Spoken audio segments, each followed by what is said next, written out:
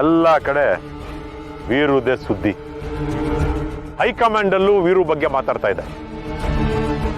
ಆದ್ರೆ ಜನ ಇದ್ಯಾವುದನ್ನು ನಂಬಿರೋ ಹಾಗೆ ಕಾಣ್ತಾ ಇಲ್ಲ. ನಂಬಲ್ಲ, ಅಷ್ಟು ಸುಲಭವಾಗಿ ನಂಬಲ್ಲ. ಯಾಕಂದ್ರೆ ವೀರು ತುಂಬಾ ಪ್ರಾಮಾಣಿಕ. ನಾವು ಜನರ ಕಣ್ಣಿಗೆ ಮಣ್ಣೆರ್ಚಬೇಕು ಅಂದ್ರೆ ಇನ್ನೂ ಜಾಸ್ತಿ ಧೂಳೆಬ್ಬಿಸ್ಬೇಕು.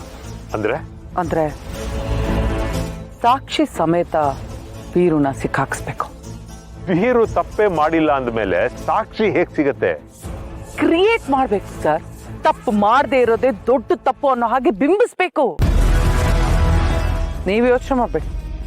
ವೀರುನ ಸಿಕ್ಕಾಕ್ಸಕ್ಕೆ ಬೇಕಾಗಿರೋ ದೊಡ್ಡ ಸಾಕ್ಷಿ ನನ್ನ ಹತ್ರ ಇದೆ.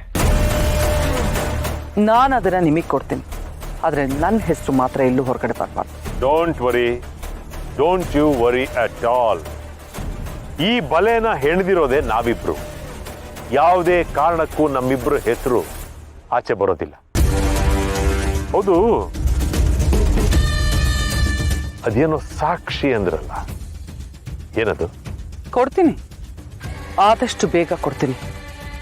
ಆ ಸಾಕ್ಷಿ ವೈರಲ್ ಆಗಬೇಕು. ನಾವು ಯೋಚನೆ ಮಾಡಿದ ಹಾಗೆ ಅದು ವೀರು ಮರ್ಯಾದೆಗೆ ಕೊಡ್ಲಿ ಪೆಟ್ಟಾಗಬೇಕು. ಮರ್ಯಾದೆ ಕಳ್ಕೊಂಡಿರೋ ವೀರು ರಾಜೀನಾಮೆ ಕೊಡಬೇಕು.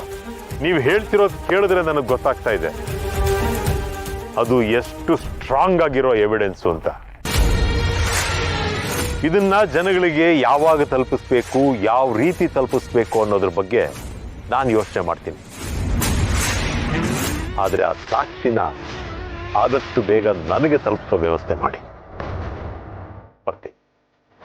ಬಾಯ್.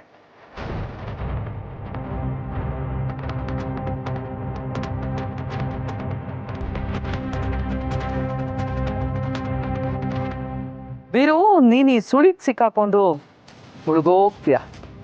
ಇನ್ನು ನಿನ್ನನ್ನು ಕಾಪಾಡೋರು ಯಾರೂ ಇಲ್ಲ.